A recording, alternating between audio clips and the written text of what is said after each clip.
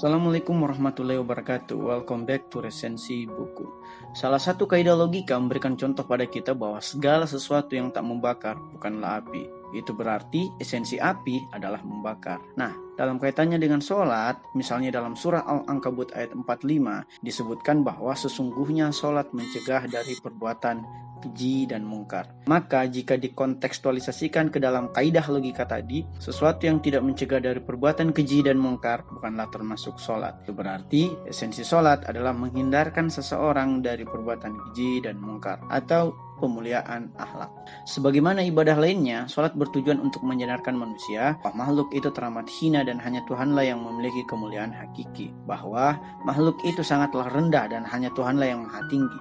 Ibadah kita tidak memberikan maslahat atau mudarat sekecil apapun terhadap Tuhan. Ibadah kita justru demi kesempurnaan jiwa kita sendiri dalam menuju kesempurnaan Tuhan. Maha sempurna tentunya. Nah, lalu bagaimana dengan sholatnya para ahli sufi? Pesuluk atau penempuh jalan ketuhanan terdapat 4 tahap. Pertama adalah tahap keilmuan. Tahap ini manusia akan terhijab oleh ilmu pengetahuan yang ia miliki. Ia menjadi pongah dan memiliki banyak alasan dan argumentasi untuk tetap pada posisi keakuannya hingga abai terhadap kesadaran akan kehinaan makhluk dan kemuliaan Tuhan. Di lain kesempatan kita akan membahas 3 tahap lainnya yang berturut-turut: tahap keyakinan, tahap ketenteraman, dan tahap penyaksian akan kemuliaan Tuhan. Nah, pertanyaan yang sering diajukan terhadap buku mengenai sholat atau ceramah tentang sholat tentunya mengenai bagaimana agar kita dapat khusyuk dalam sholat.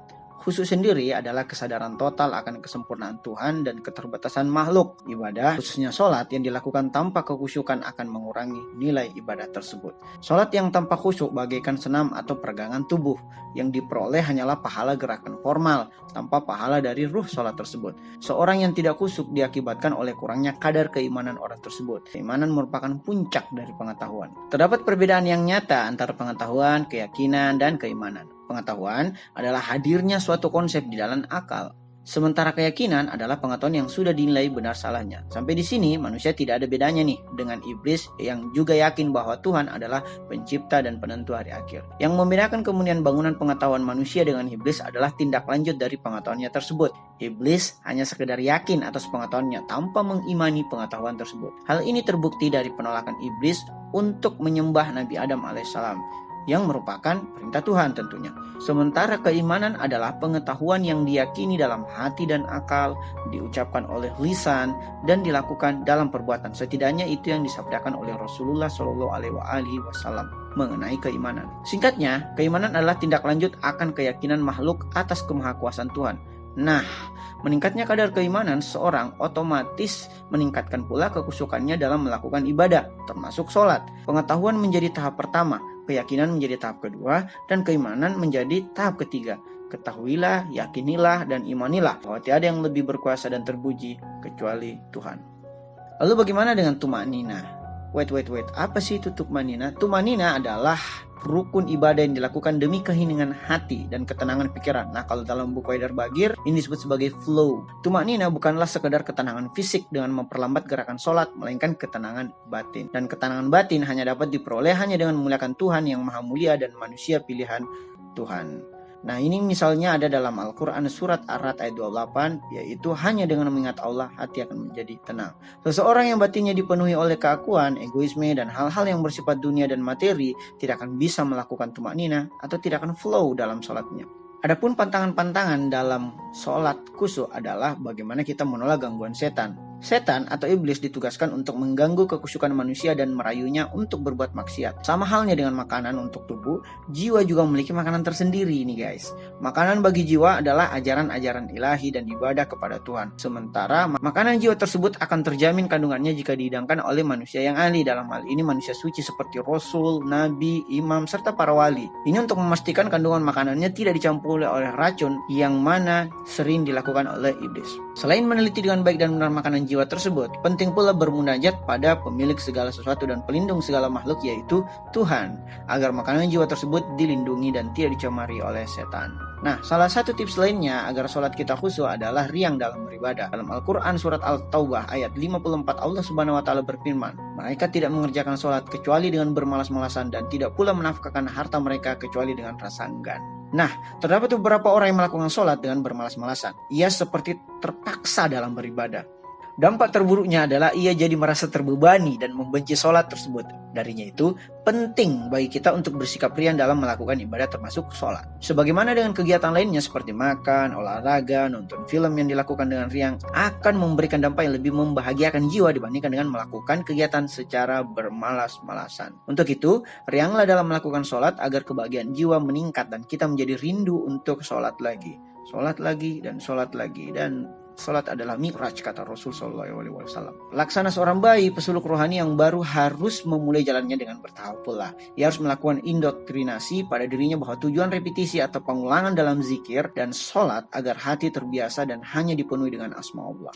Langkah pertama memang selalu sulit, namun seiring dengan berjalannya waktu, pesuluk tersebut akan terbiasa. Dari pikiran akan menjadi perkataan, dari perkataan akan menjadi tindakan. Akumulasi tindakan inilah yang akan melahirkan kebiasaan dan menguat menjadi suatu karakter tertentu. Biasakanlah berpikir, berkata, dan bertindak sesuai dengan ibadah yang diperintahkan Tuhan agar terbentuk karakter hamba yang diridhoi Allah Subhanahu wa taala. Pembiasaan di sini dimaksudkan untuk pembangunan karakter selama pembiasaan tersebut dijiwai. Inilah yang kemudian kita sebut sebagai adab. Bukan sekedar pembiasaan tanpa kesadaran apapun. Nah, bagaimana cara membiasakan dengan kekhusyukan atau dengan adab? Nah, disinilah pentingnya menghadirkan akal. Karena salah satu adab yang paling utama dalam sholat adalah menghadirkan akal. Baik itu akal murni berupa rasio ataupun akal jatuh berupa hati atau kalbu. Adapun tujuannya adalah agar sholat terhindar dari campur tangan setan yang berusaha menggoda manusia agar ibadah yang dilakukan tidak khusyuk dan ikhlas lagi. Maka, hadirkanlah akal saat sholat sebagai kendali pikiran yang mengalihkan pikiran dunia menuju kekhusyukan kepada Allah Subhanahu wa taala. Rasulullah SAW bersabda, sholat adalah tiang agama. Jika sholatmu tidak diterima, maka gugurlah seluruh ibadah yang lain. Diterimanya sholat menjadi kunci diterimanya seluruh ibadah-ibadah yang lain. Sementara sholat yang diterima adalah sholat yang dilakukan dengan hadirnya akal. Karena dengan hadirnya akal, musholli tersebut akan terhindar dari perbuatan keji dan mungkar. Seperti yang telah dijelaskan sebelumnya bahwa kehadiran akal begitu penting dalam setiap ibadah, termasuk sholat. Dengan kehadiran akal, kita menyadari sepenuhnya bahwa ibadah ini hanya untuk Allah Subhanahu wa taala, atau dalam artian ikhlas, bukan untuk keperluan duniawi. Dengan kehadiran akal, kita menyadari sepenuhnya bahwa diri kita ini sangat rendah di hadapan Tuhan yang maha tinggi. Dengan kehadiran akal pula, jiwa akan menjadi tenang. Sebaliknya, tanpa kehadiran akal, sholat kita kemudian hanya memikirkan hal-hal duniawi. Tanpa kehadiran akal, kita akan merasa bangga diri atau ujub dengan sholat kita. Dan tanpa kehadiran akal, kita sholat dengan sangat tergesa-gesa dan berdiri dengan malas. Seperti dalam sabda Nabi Muhammad SAW, seburuk-buruk pencuri adalah ia mencuri dalam sholatnya, yaitu mereka yang sholat dengan terburu-buru, seperti ayam yang mematuk makanannya. Nah, apakah sebenarnya masalah yang membuat kita tidak khusyuk dalam sholat? Pertama, liarnya hayalan. Hayalan dikarenakan kemampuannya terlepas dari ruang dan waktu, ia menjadi sangat bebas nih guys. Kebebasannya bisa menjadi bablas, bahkan liar seperti burung yang terbang dari dahan yang satu ke dahan yang lain dalam rentan yang sekejap. Ketika kita sholat, yang terhayalkan justru kekasih yang nun jauh di sana. Yang terhayalkan justru utang yang belum terbayarkan. Yang terhayalkan justru makanan yang akan dilahap. Yang terhayalkan justru urusan yang belum selesai. Semua yang dihayalkan hanyalah hal-hal yang bersifat duniawi. Solusi dari liarnya hayal adalah dengan mengendalikannya melalui kontrol akal sepenuhnya. Sama seperti burung yang tak lagi liar ketika dimasukkan dalam sangkar. Hayal juga akan berhenti keliarannya jika disangkarkan oleh akal. Sangkar akal berisikan perintah untuk memfokuskan ibadah hanya untuk Allah Subhanahu wa taala dan melarang peruntukan ibadah kepada sesuatu selain Allah Subhanahu wa taala. Awalnya pasti sulit nih guys, tetapi ketika dibiasakan akan menjadi mudah dan kemudian terbentuk menjadi sebuah karakter. Nah, pantangan kedua untuk mencapai sholat khusyuk adalah cinta terhadap dunia. Sebenarnya akar dari segala permasalahan manusia, termasuk ibadah manusia, adalah cinta terhadap dunia. Jika kita cinta terhadap sesuatu, kita akan memfokuskan diri untuk sesuatu tersebut. Apapun yang menghalangi kita atau apapun yang kita kerjakan, pasti fokus hanya kepada sesuatu yang kita cintai tersebut. Hanya jangan heran jika sholat kita tidak khusyuk pada Allah Subhanahu wa taala. Itu dikarenakan kita masih cinta terhadap dunia. Kita masih memikirkan kekasih, anak, bisnis,